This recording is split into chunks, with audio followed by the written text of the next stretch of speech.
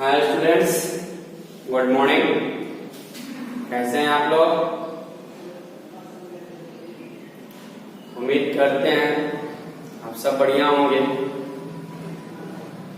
और सबको तो मालूम भी है कि कुछ कुछ क्लास खोले हुए हैं, लेकिन आप लोग आने में असमर्थ हैं।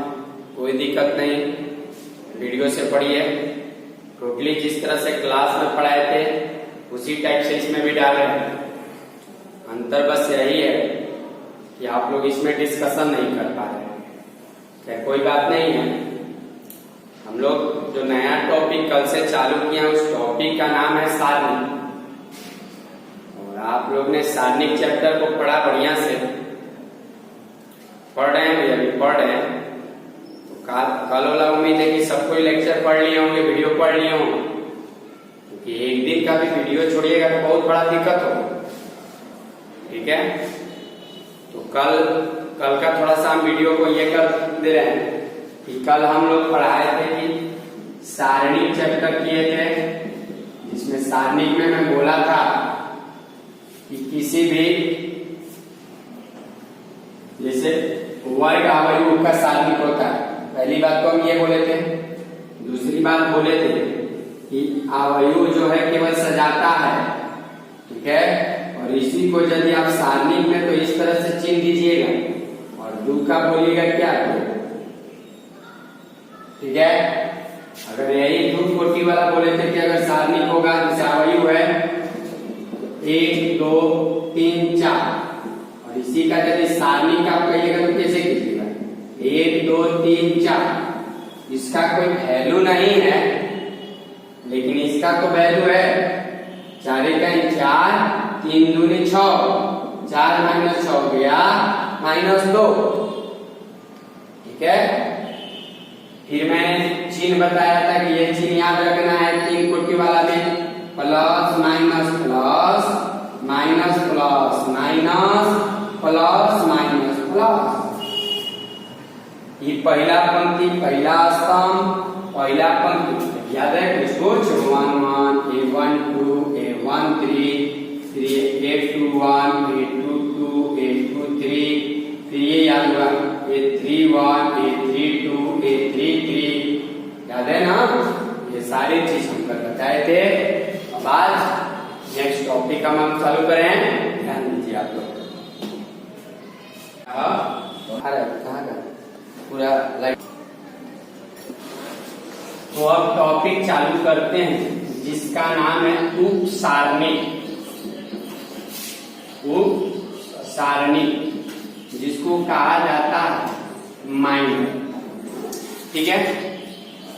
तो हम लोग जो चैप्टर पढ़ रहे हैं सारणी, तो सारणी के उप सारणी भी जो होता है, उप सारणी, तो उप सारणी जो होगा, ठीक है, सारणी के अवयव का ही निकलता है। किसका निकलता है? किसी भी सारणी के अवयव का उप सारणी, ठीक है, को दर्शाया जाता है MIJ से। कैसे? MIJ से। बात समझ में आ गया?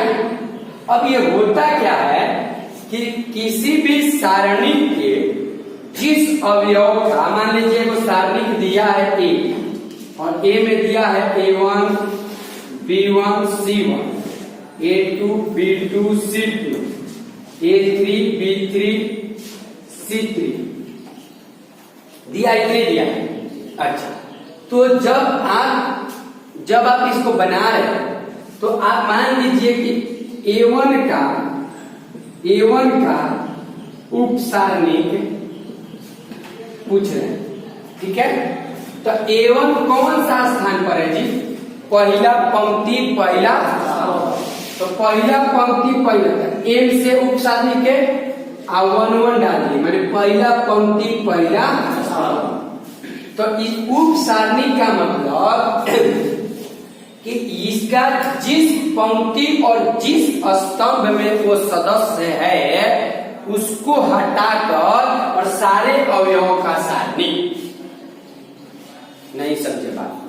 किसका आप उप सारणी निकाल रहे बाबू? तो A1 किस पंक्ति में है, किस स्तंभ में है, इसको मिटा दीजिए। मिटाने के बाद आपको कै गो लौका, कौन कौन, B2 B3 C2, तो इसी का सारणिक होगा B2 B3 C2 C3। और 2 कोटि का सारणिक बनाने को तो कल ही बताए, कैसे होगा जी, ये दोनों को गुना कीजिए, B2 C3 माइनस B3, ठीक है, क्लियर बात हुआ।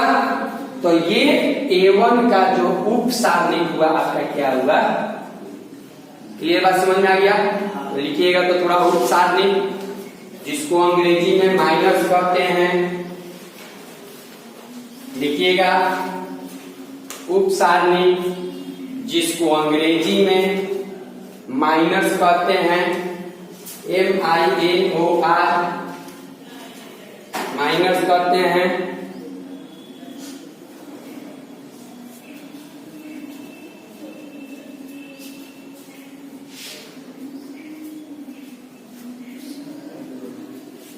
उप सारणिक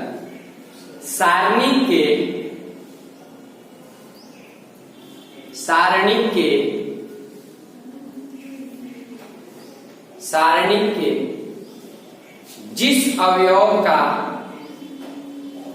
सारणिक के जिस अवयव का, अवयव माने सदस्य, अवयव ना है, सारणिक के जिस अवयव का, ठीक है, उप सारणिक निकालना है,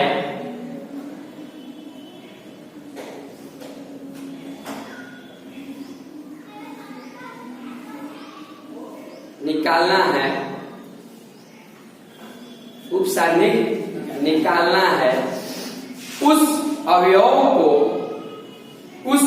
को मत लिखना, उस अवयव, ठीक है, जिस पंक्ति में, जिस पंक्ति और स्तंभ में पढ़ रहा है, जिस पंक्ति पढ़ रहा है या गुजर रहा है, जिस पंक्ति और स्तंभ में पढ़ रहा है, उसको मिटाने के बाद, उसको हटाने के बाद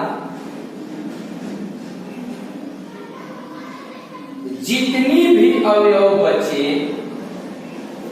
जितनी भी अवयव बचे,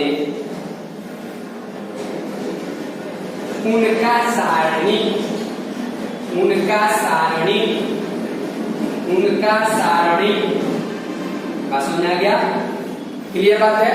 पॉइंट नंबर 2, उप सारणिक को, उप सारणिक को हर्षिका, हर्षिका वर्गीकरण में हर्षिका, उप सारणिक को, ठीक है, MIJ से दर्शाया जाता है, MIJ से दर्शाया जाता है। जैसे एग्जाम्पल, एग्जाम्पल ये लिखिए,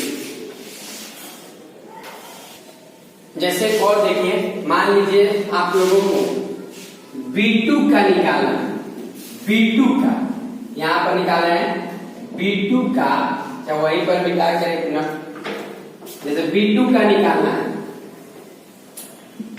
B2 का उपसारणिक, तो B2 का उपसारणिक, पहले ये बताइए आप कि B2 किस पंक्ति में है, दूसरा पंक्ति, स्तंभ नंबर पर M2। अब जिस पंक्ति और जिस स्तंभ में उसको मिटाइए, तो किस पंक्ति में है, ये वाला पंक्ति किस स्तंभ में है, जो गोल घेरले वाली शब्द जो मिट गए, तो बाचल का तो उसका सारणिक लिखिए, उसको सारणिक लिखिए, गुना कीजिए,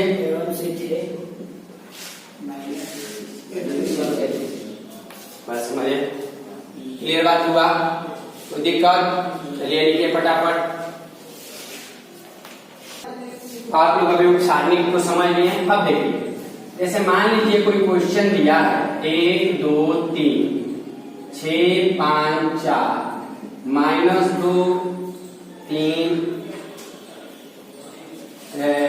7 और मुझे इसका वैल्यू निकालने को, मान निकालने को बोलते हैं। तो कल हम लोग दो को विधि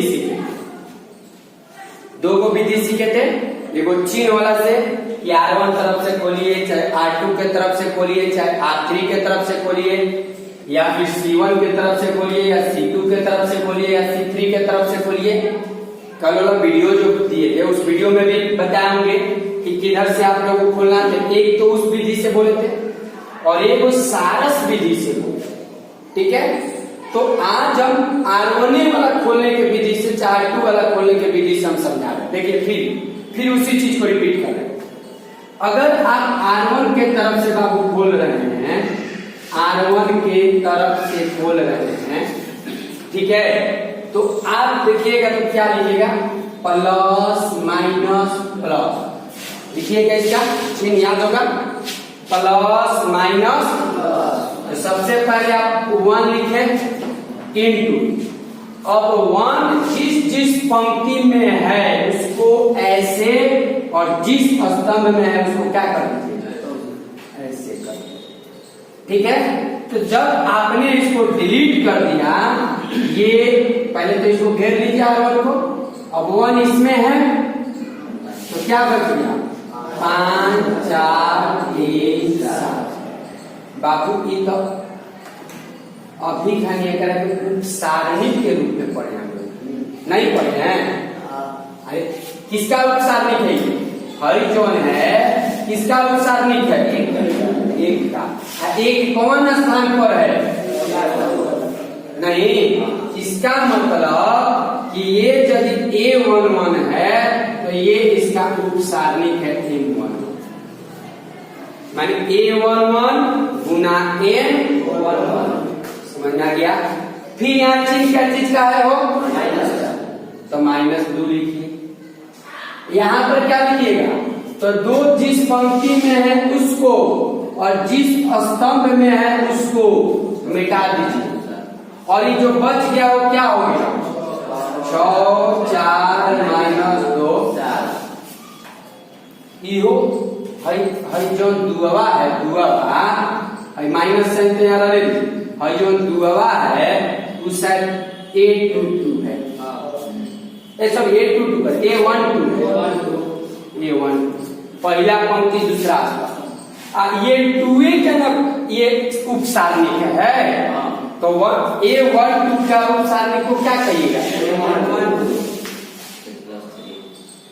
A12 ना। फिर यहाँ क्या चीज का साइन दीजिएगा, प्लस है, प्लस हो गया। नहीं समझ रहे बात को, पूरा क्लियर हो रहा है, थोड़ा थोड़ा पूरा पूरा। यहाँ आपने 3 लिखा, फिर अब इसको छोड़ दीजिए, इसका तो काम हो गया ना, इसको हटा दीजिए। अब 3 जिस पंक्ति में है उसको और जिस स्तंभ में है उसको क्या कर दीजिए, अब क्या बचा, 6 5 -2, तो ये 3 तो A13 है, और ये इसका क्या है, नहीं, इसका मतलब कि किसी भी सारणी के आप मान निकाल सकते हैं। कैसे, तो उस सदस्य को लिखिए, फिर उसका उप सारणी।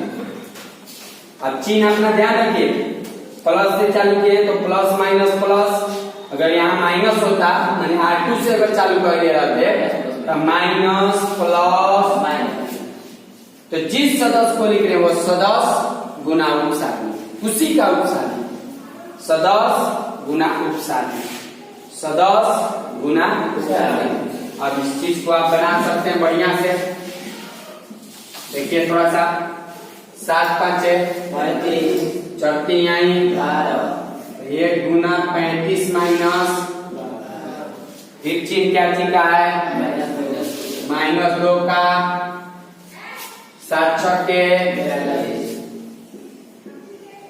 घटाओ 4 -2 -8, हई तो घटा फॉर्मूला वाला है, फिर प्लस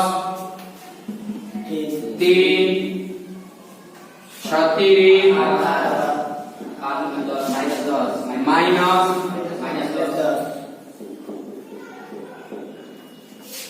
35 में से 12 गई तो 23 सब अपना माइनस 42 से 8 50 गुनी माइनस 18 10 28 दिया 23 से 84 107 माइनस 100 बात समझ आ गया। यानी इस सारणी का मान कितना आया, बताना यही था बाबू कि सारणी का मान निकालने का मतलब कि सदस्य गुना उसका उपसारणी, और चिन्ह तो आपको याद रखना पड़ेगा, जहाँ विषम होगा विषम को या माइनस लगाइएगा, जहाँ सम होगा वहां एक एक सम संख्या की विषम संख्या तो चिन्ह क्या करेगा 1 और 2 सम संख्या की विषम संख्या चिन्ह क्या करेगा 1 और 3 सम संख्या की विषम संख्या 1 और 3 4 सम संख्या की विषम संख्या सम संख्या तो चिन्ह क्या होगा सम संख्या रहेगा तो चिन्ह प्लस का और विषम संख्या रहेगा तो चिन्ह माइनस का। बात समझ में आ गया। अब फिर प्लस माइनस प्लस का चिन्ह जानिएगा, जिस सदस्य को लिखिएगा उसका उपसारणी, जिस सदस्य को लिखिएगा उसका उपसारणी, जिस सदस्य को लिखिएगा उसका उपसारणी। ना समझे क्लियर हुआ? कोई दिक्कत लिख लीजिए थोड़ा सा, ठीक है। देखते हैं थोड़ा सा एक और, उसी को लैंग्वेज में लिख रहे हैं A11 A12 A13 A21 A22 A23 A31 A32 A बाबू अगर इसका वैल्यू निकालना है तो अभी हमने बताया ना कि A11 तो फिर इसी का क्या चीज ठीक है। अच्छा एक और एक 2 सम संख्या की विषम संख्या चिन्ह क्या का लगेगा, फिर यहाँ A11 अब इसके बाद मान लेते A12 लिखते हैं तो 1 का 2 कितना होगा सम संख्या की विषम संख्या चिन्ह क्या का चला A12 देगा फिर उपसारणी प्लस A13 प्लस पहले ही लिख देंगे क्योंकि 1 का 3 4 सम संख्या A1 यही चीज बात बताया हमने। अच्छा इसी को अगर लैंग्वेज में लिखना होगा लैंग्वेज में तो आप कैसे लिखिएगा, देखिए सिग्मा बता दें कि छोड़ दें, बता दें सिग्मा फिर A आई और आई के बराबर होगा ठीक है M11 A12 ठीक है। इस केस में क्या होगा बराबर जाएगा, इस केस में क्या हो जाएगा बराबर जाएगा। सबसे पहले ये -1 के पावर I प्लस J ठीक बा I प्लस AIJ MIJ क्या लिखेंगे I माने J माने सिग्मा माने जोड़, सिग्मा माने जोड़। यदि तू I के मान 1 लेता रहो और J के भी मान 1 लेता रहो तो ये क्या हो जाएगा -1 के पावर 1 प्लस 1 गुना A11 M1 बोल कि ना। फिर क्या हो जाएगा प्लस सिग्मा माने जोड़ प्लस -1 के पावर अब की भाई I के मान क्या लेता रहा 1 और J के मान क्या लेता रहा 2 फिर A12 फिर प्लस -1 के पावर 1 प्लस A13 M13 और -1 के 2 पे जोड़ब तो का होई प्लस है a1 m11 -1 के 3 पे गुना करब तो का होई प्लस हो जाई हो गई कि ना -1 के 4 पे गुना करब तो का होई प्लस है का प्लस देखो सब वे चीज बाहर की ना देख लो एकरा के लिखे के कोई तरीका हो गई सीखल तो अति उत्तम ना सीखल तो अति उत्तम ठीक बा तो ये चीज ध्यान में रखना क्लियर बात है कोई भी चीज लीजिए अच्छा मान लीजिए हमने 1 1 2 किसी को मन होगा कि सर यहाँ से बताइए ना यहाँ से 1 2 से बताइए ना ऐसे नीचे लाते आइए बताते हैं a1 2 1 2 1 2 तो 1 2 कितना होता है 3 प्लस की माइनस विषम संख्या है तो माइनस फिर यहाँ f1 ना फिर चलिए ना नीचे आ रहे ना a2 2 2 का होगा प्लस की माइनस चाहे हो सम संख्या है सही है फिर 3 2 सम की विषम प्लस की माइनस और m32 निकाले में का मुए के बाद जब a32 के हल मिटा दो दोनों लोग बताओ लिख दो कोई दिक्कत क्लियर बात थोड़ा सा भी कोई दिक्कत बढ़े आगे चलिए लिख लीजिए आप लोग इसको इसके बाद करते हैं लिखो जी सहखंड क्या लिखे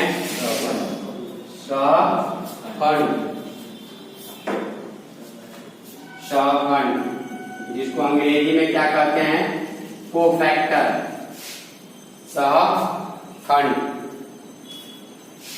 कोफैक्टर ठीक है बोले आगे गाड़ी बढ़ाएं बिना डर भय के चला जाए सुनो बात सबसे पहला सहखंड को CIJ से दर्शाया जाता है का से दर्शाया जाला I माने J माने दूसरा पॉइंट CIJ के फॉर्मूला होला -1 के power I plus J into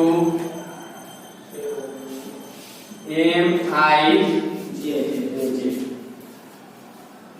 बात समझ में आ गया एम माने का हो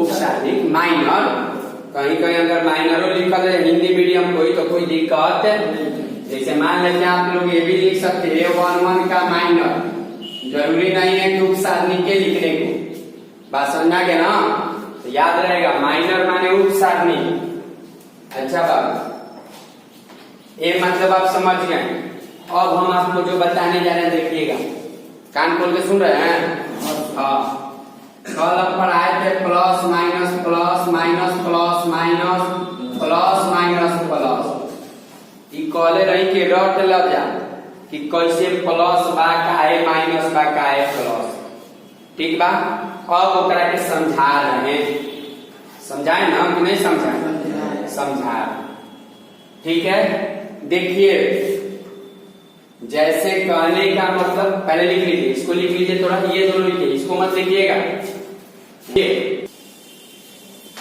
देखिए जैसे मान लेते A11 A12 A13 A21 A22 A23 A31 A32 A33 दिखाई दे रहा कि नहीं दिखाई दे रहा है अच्छा जब दिखाई दे रहा है तो थोड़ा सा देखिए अच्छा कहीं कहीं सहखंड को AIJ से भी दर्शाया रहेगा C के जगह क्या होगा तो इससे घबराना नहीं है ये भी रहेगा तो सहखंड हाँ देखिए तो अगर आपको A11 का कोई कोफैक्टर पूछे तो इसको C11 कहिएगा C11 और ये क्या होगा -1 1 के power I plus J, I का भी काम 1 और J का भी काम हुआ। फिर क्या लिखिएगा, M11 माइनस 1 के 2 पे गुना करोगे तो क्या आता है, नहीं समझा और माइनरवा निकाले आवेला नो। चलो हाई तो प्लस हो गया, M11 देखिए, M1 माने 11 का ना, 11 माने है ना का माइनर निकालेगा तो डिलीट मिटा दो जरा नो, हटा दो। जिस पंक्ति और जिस स्तंभ में क्या बचा, A22 A23 A32 अब गुना कर लो, A22 तो दिक्कत। अब उसी तरह से यदि तुम A12 का कोफैक्टर निकाल रहे हो तो क्या हो गया, C1 तो ये क्या हो जाएगा, माइनस 1 के पावर 1 प्लस फिर M1 हो गया। अब बोला माइनस 1 के 3 बार गुना करोगे तो क्या होगा, तो 1 2 के कारण माइनस आया, तो 1 2 के जगह पर 1 2 का जगह है, आया कि नहीं, मैं बुझा रहा है कैसे प्लस माइनस हो रहा है। अब फिर अपना M12 के जगह पर लिखिए, इसको डिलीट कर दिए, A12 इसमें भी है, A12 इसमें भी है, तो क्या गया हो, A21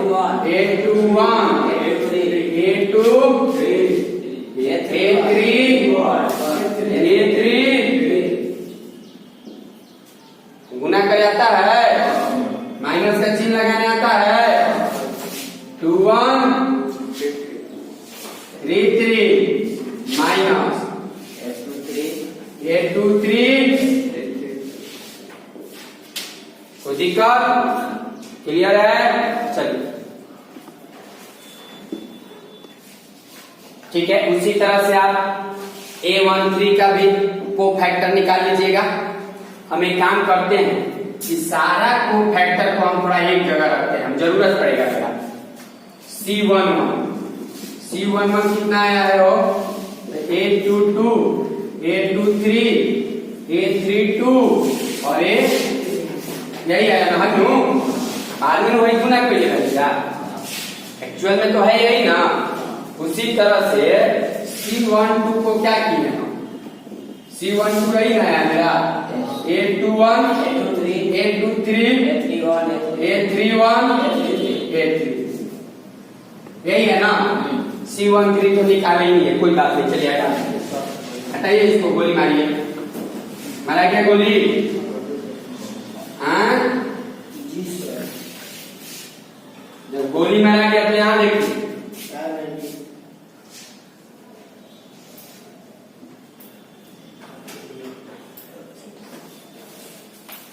चलो आइएगा R1 इसका वैल्यू अगर निकालने को कहे तो आप लिखिएगा R1 के तरफ फैलाने पर लिखिएगा। फिर आप जानते हैं कि इसका चिन्ह प्लस होता है, इसका माइनस होता है, इसका क्या होता है, प्लस होता है। बड़ी बढ़िया, बहुत बढ़िया। A11 लिखिएगा, अब फिर A11 को ऐसे और ऐसे कीजिएगा, कीजिएगा कि नहीं कीजिएगा, डिलीट करने के बाद जो आया उसको ऐसे लिखिएगा, A22 A23 A32 A33 कहिएगा कि नहीं कहिएगा, अच्छा। फिर है लिखिएगा A12, चिन्ह क्या कर लीजिएगा, फिर इसका हाई वाला हाई और A12 वाला हाई को, तो क्या बचेगा, A21 A23 A31 A33 लिखिएगा कि नहीं लिखिएगा। फिर आप क्या लिखिएगा, प्लस A13, फिर A13 को हाई और हाई मिटा दीजिएगा, हाई नहीं मिटाइएगा, 13 इस लाइन में है, नहीं तो क्या आया जी, A21 A22 A31 A32 बोला सही बात। और तनी मुनी आंख लगी रहता ज्यादा ना हेकरा के A11 रहे आ हेकरा के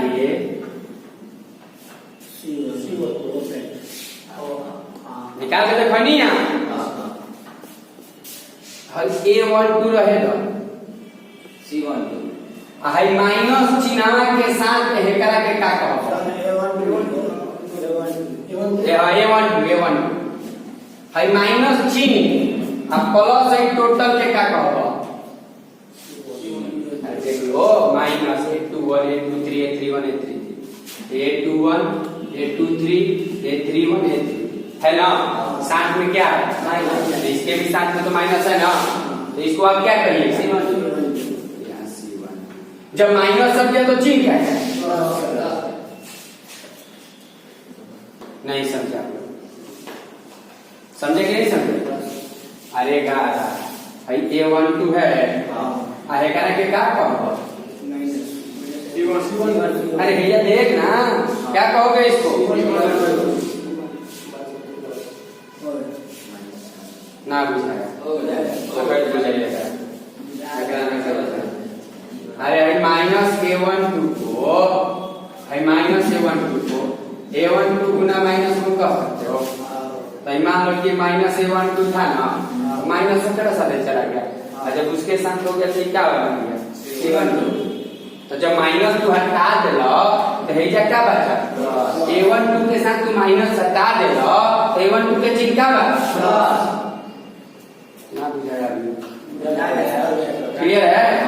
चले उसी तरह से हाई A13 तो हाई क्या आ जाएगा तो निकाले नहीं है, लेकिन जब 2 को ऐसा हो जाए तो तीसरा भी 13 होगा।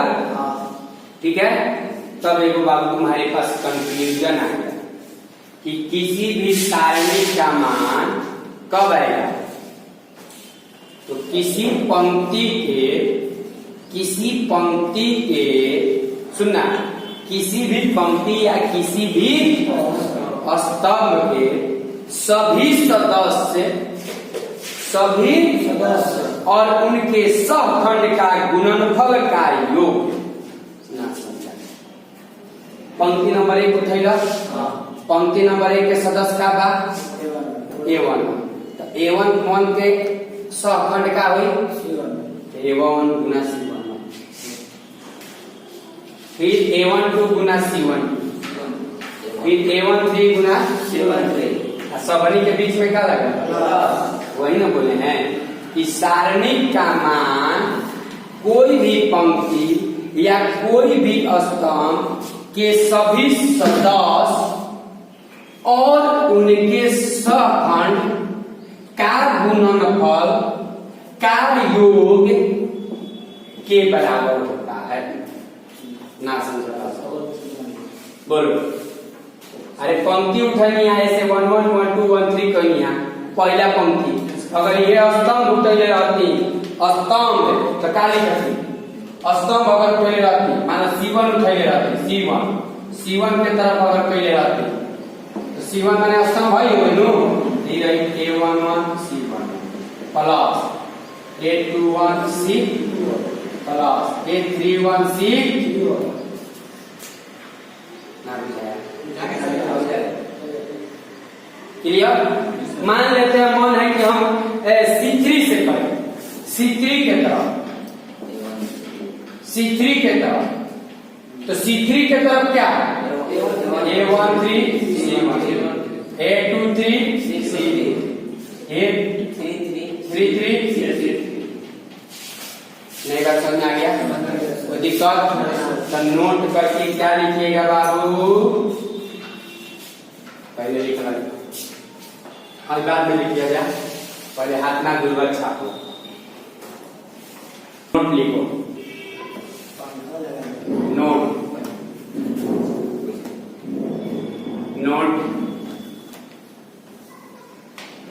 देखना किसी भी सारणी का मान बराबर माने सारणी का मान बराबर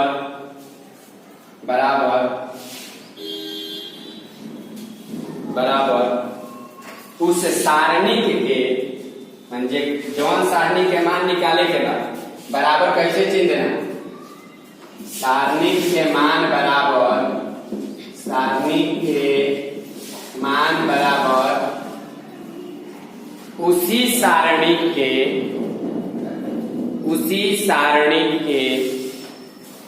किसी पंक्ति या स्तंभ के किसी एक लगा दो जगह नहीं और अच्छा लगे, किसी एक पंक्ति तथा स्तंभ के, किसी एक पंक्ति तथा स्तंभ के माने कोई एगो पंक्ति या कोई एगो स्तंभ के सदस्य और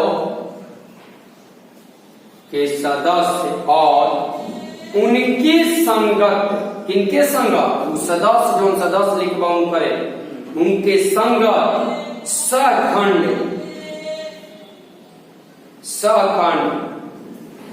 के गुणनफल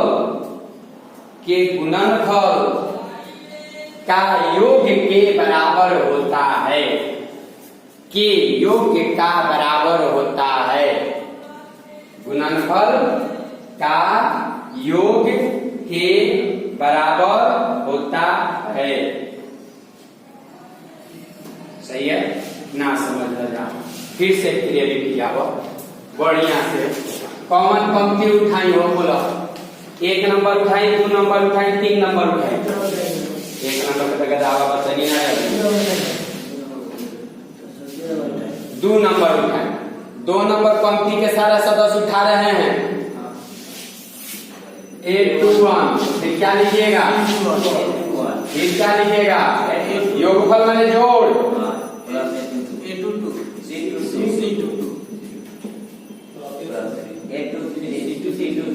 हो गया ना पूरा 8 2 सेक्टर। यहाँ R3 का दिखाते हैं, R3 का नहीं C3 का अगर उठाते हैं तो A13 C1, A23 C23, A33 C23, जो जोड़ के आएगा वही सारणी का बात समझ में आ गया, कोई दिक्कत तो ये लिख लो 1 2 3।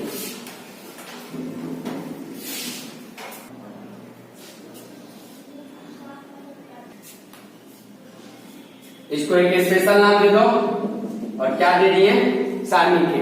ये जितना भी आएगा तो सारणी के मान बराबर आएगा, यहाँ भी सारणी के का मान बराबर आएगा, ये भी सारणी के मान बराबर है। तो दिक्कत समझ में आया कि नहीं आया? मतलब कोई भी पंक्ति उठाओ ना, चाहे कोई भी स्तंभ और सदस्य और उसके सखंड का गुना करो, और गुना सब के होला के बाद सबनी को आपस में क्या करते, बात समझ आ गया? मैंने अलग अलग सदस्य उठाओ, अलग अलग सखंड, जैसे 2 1 तक C21, अभी दोनों को गुना करके एक जगह रखो, फिर 8 2 2 C22 गुना करके एक जगह रखो, 8 2 3 C23 गुना करके एक जगह रखो, फाइनली तीनों को क्या करते, जो रिजल्ट आएगा वो सामने के का मान के बराबर आएगा, इसका जो होगा वैल्यू। क्लियर बात है? चलिए ओके, देखो एक और नोट करके लिख लो बाबू, नोट करके लिख लो पहले।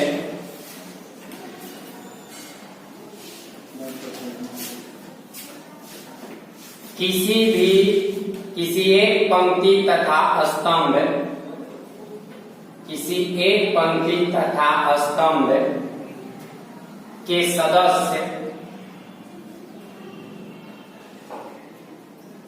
का सदस्य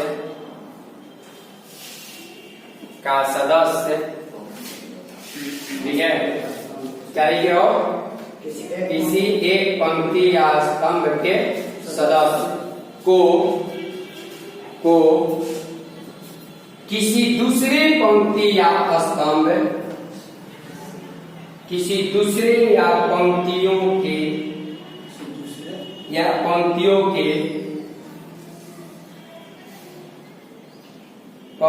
के संगत सदस्यों का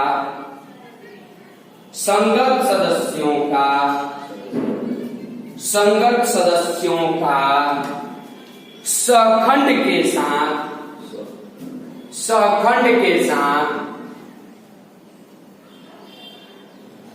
गुना करके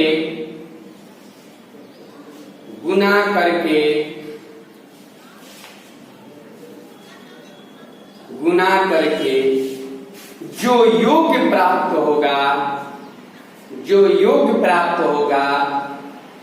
वह जीरो होगा।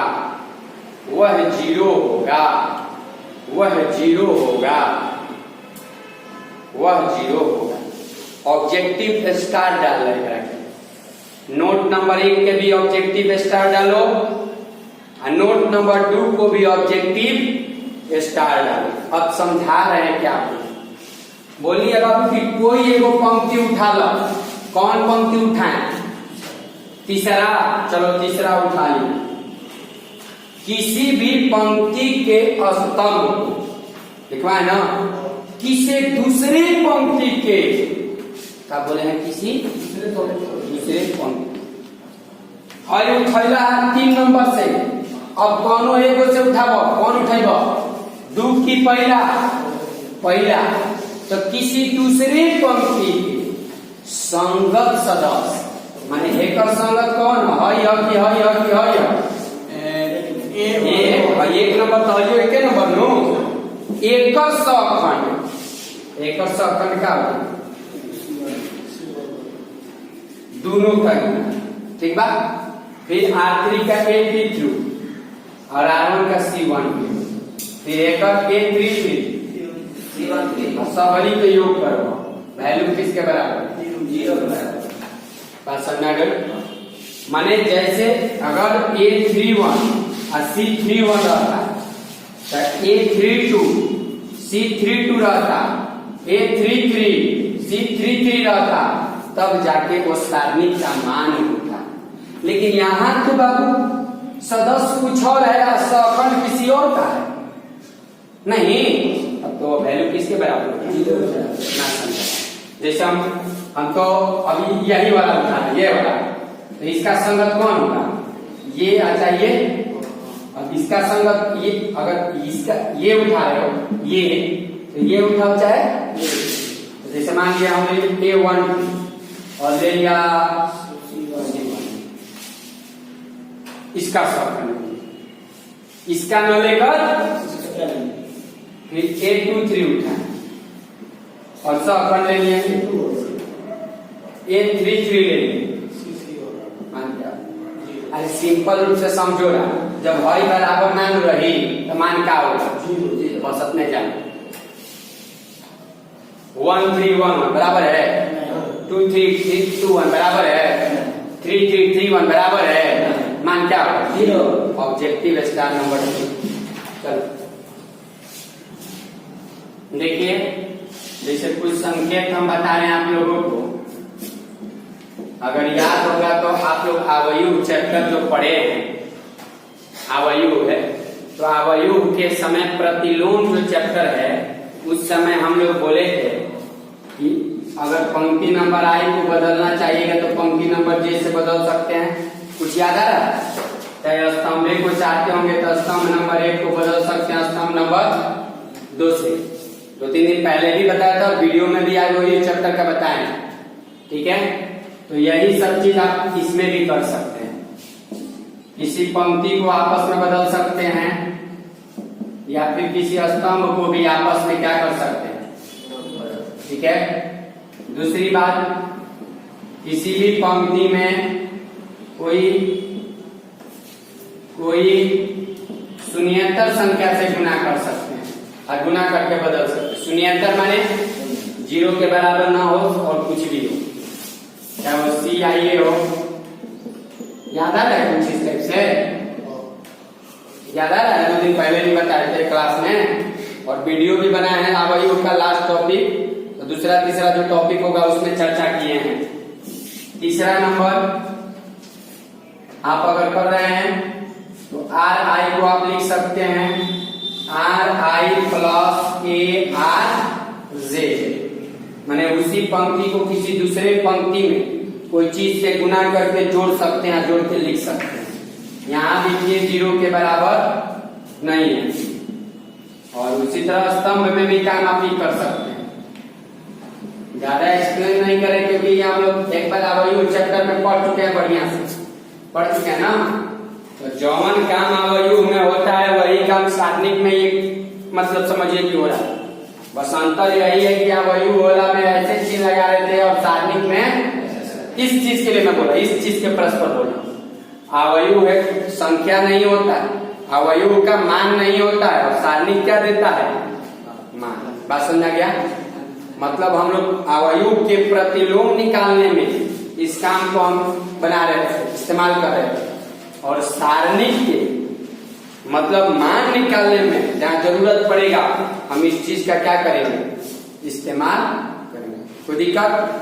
बढ़े आगे ये लिख लीजिएगा, ये ध्यान रहना चाहिए सबको, थोड़ा सा भी दिमाग से हटना नहीं चाहिए। क्लियर बात है? रहने दीजिए। तो इसी पर रहने देते हैं। बस आप लोग को इतना ही काम है कि जो हम कल वीडियो बना के दिए, इंट्रोडक्शन चैप्टर सारणिक का लेक्चर नंबर 1 और लेक्चर नंबर 2, किताब मत छूइएगा, एनसीईआरटी बुक कभी मत छूइएगा। जितना हमने कॉपी पर लिखवाया उसी को बार बार पढ़िएगा, बार बार बनाइएगा, बार बार समझिएगा। ठीक है? Thank you. रहने देते हैं। जितना होगा समझिए, कमेंट कीजिए। जिस पॉइंट पर नहीं समझ में आ रहा है उस पर कमेंट कीजिए, क्या सर ये नहीं समझ में आ रहा है, समझाने का कोशिश कीजिए। ठीक है?